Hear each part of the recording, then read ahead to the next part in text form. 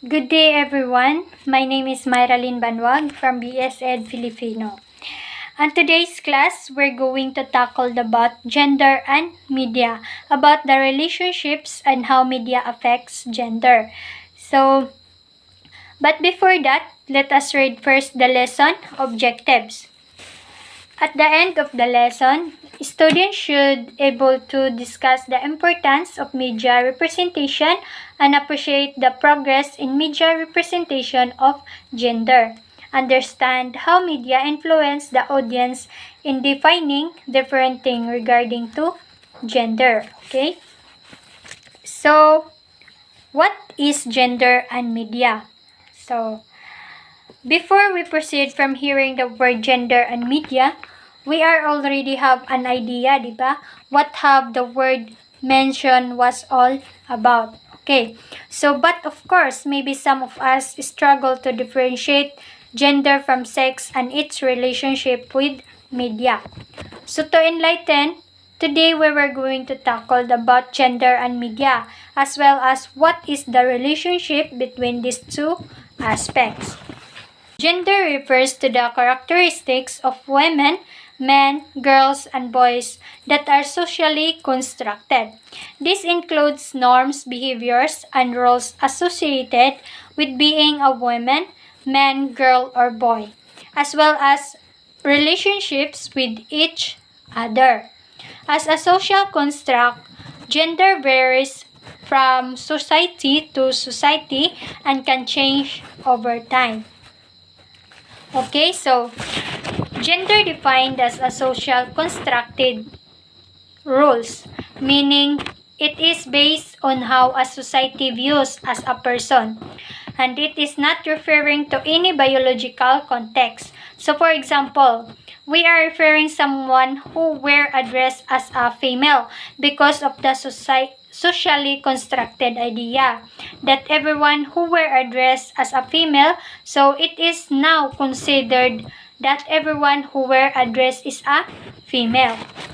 Okay, so gender is much more complex. It is a social and legal status as well as a set of societal expectation about behaviors, characteristics, and thoughts. Each culture has a own set of expectation for how men and women should behave based on their gender. This is also generally male and female, but in gender, it isn't about someone's anatomy, and it is about who they know themselves to be. Gender is not about body parts. Rather, it's about how you're expected to act because of your sex. It's easy to confuse sex and gender. We all just remember that biological or assigned sex is about biology, anatomy, and chromosomes.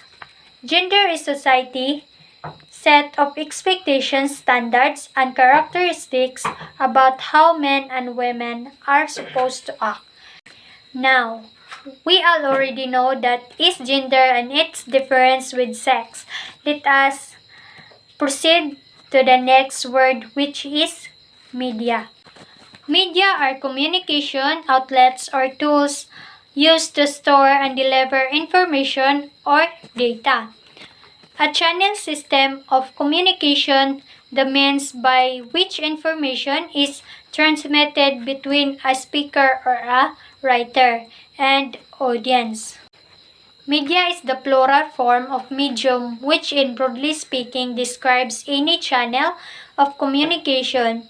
This includes everything from printed paper to digital data, as well as art, news, educational content, and a variety of other types of information.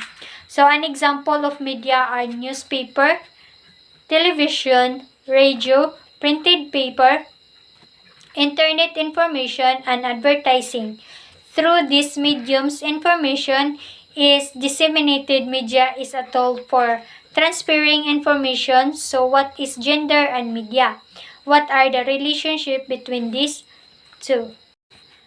Media and gender refers to the relationship between mass media and gender, and how gender is presented within media platforms. These platforms include but are not limited to film, radio, television, and advertisement, social media, and video games. So how does media affect gender identity? Media play an important role in how people form their identities, social norms, and values in relation to gender. So research shows that from a young age, children are influenced by the gendered stereotypes that media present to them. So for example, Plan International and the Gina Davis Institute on Gender in Media conclude that girls and young women lose confidence and ambition if they do not see role models and women as a leader on screen. Women are underrepresented in the media worldwide and are frequently portrayed in stereotypical ways. There is enormous potential for media to depict a broader range at roles and behaviors of people of all genders. So challenging gender inequalities and broadening the range of people society looks up to as role models. So according to the Philippines Statistic Authority, 81% watch television and still it remains to be the most used and trusted source of information in our country. So we watch TV for entertainment and information through TV soap operas, news and entertainment program. So in addition, moreover, media plays a major role in the lives of people and in the history of independence in Philippines. Thus, media is one of the causes that brings people together. Like for example, in the time of martial law, where people came together in EDSA to make a revolution towards the reign of Marcos and his dictatorship. In that time, media was the source of information which brings the whole nations onto the fall of dictatorship. In other words, media is helpful back then and even today for it serves as the goal of communication, information, and socialization. So let's move on. Media representation is how the media present or frames aspect of society such as gender or ethnicity. BBC 2019. So it shapes the audience knowledge and understanding and will contribute to their ideas and attitude. So since TV uses one-way mode of communication wherein feedback is rarely received or encouraged, more often we are left on our own to process the idea and opinion directed towards us the viewers.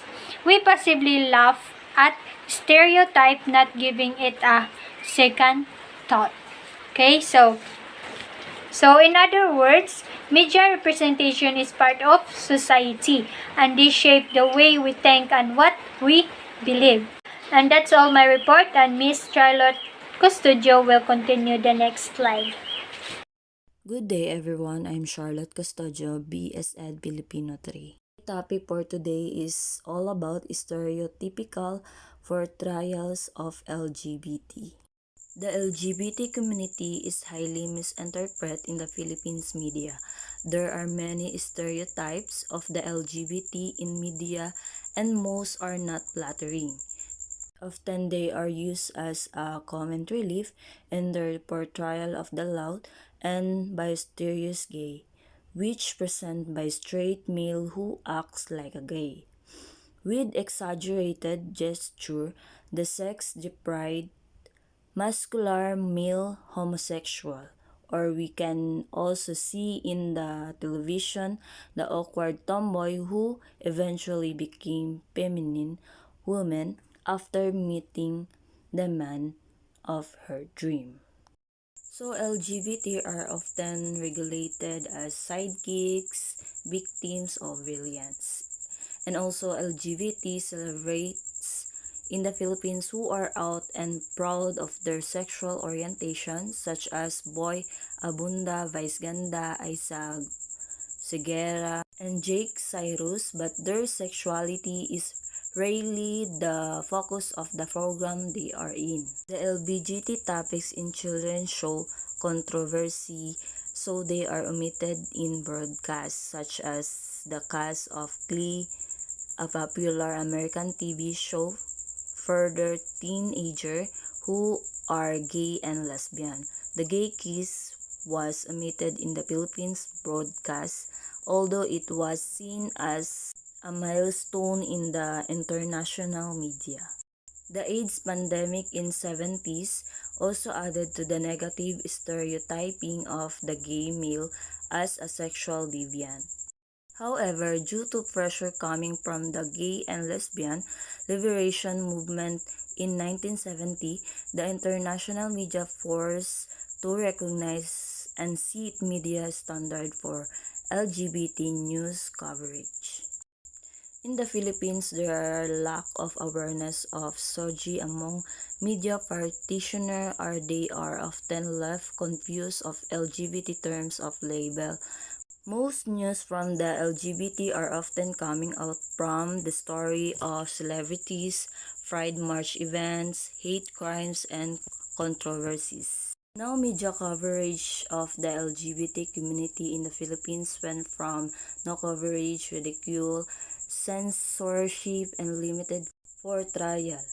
However limiting, it is taken as a sign of greater social acceptance as compared to its total blackout just decades ago. Typically, men are portrayed as active, adventurous, sexually aggressive, and involved in human relationships. And men are shown in the media as being superior and dominant of women. Many men may be afraid to be emotional and compassionate due to how frequently the mass media depict men as macho and strong. Women are frequently exposed to messages in the mass media that objectify them, predict them as victims, and the nation of that humans are responsible for the upkeep of the home and domestic duties. So the summary is the mass media paint picture of how gender is supposed to act and manipulates the mind into the individual that of opinion on gender depicted on television, radio, film, and etc. are the corrected outlooks on gender. Thank you for listening. That's all. Thank you.